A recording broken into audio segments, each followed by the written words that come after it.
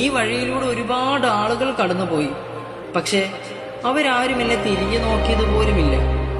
വിറകേറ്റി അവശയായി വഴിയരികിൽ ഇരിക്കുന്ന വൃദ്ധയോട് ഞാൻ നിങ്ങളെ സഹായിക്കട്ടെയോ എന്ന് പ്രവാചകൻ ചോദിക്കുമ്പോൾ ആ സ്ത്രീ മറുപടി പറയുന്നത് ഇങ്ങനെയാണ്: ചൂടേറിയ മരുഭൂമിയിലൂടെ നടന്ന് വിറകുകെട്ടുകളെല്ലാം അവരുടെ വീട്ടിലെത്തിച്ചു കൊടുത്ത് തിരിച്ചു പോകാൻ നേരം പ്രവാചകനെ അടുത്ത് വിളിച്ചിട്ട് ആ സ്ത്രീ പറയുന്നുണ്ട്: മകനെ, പ്രതിഫലമായി നിനക്ക് തരാൻ എൻ്റെ കയ്യിലൊന്നുമില്ല. പക്ഷെ ഞാനൊരു ഉപദേശം തരാം. മക്കയിൽ മുഹമ്മദ് എന്ന് പറഞ്ഞിട്ട് ഒരാൾ വന്നിട്ടുണ്ട്. ആളുകളെയൊക്കെ വഴിപിഴപ്പിക്കുന്നുണ്ട് എന്നാ കേട്ടെ. നീ ഒരിക്കലും അവന്റെ കെണിയിൽ വീണു പോകരുത്.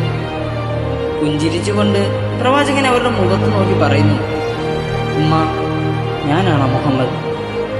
തന്റെ ജീവിതത്തെക്കാൾ വലുതായി അവരോട് പറയാൻ പ്രവാചകന്റെ കയ്യിലൊന്നുമില്ലായിരുന്നു.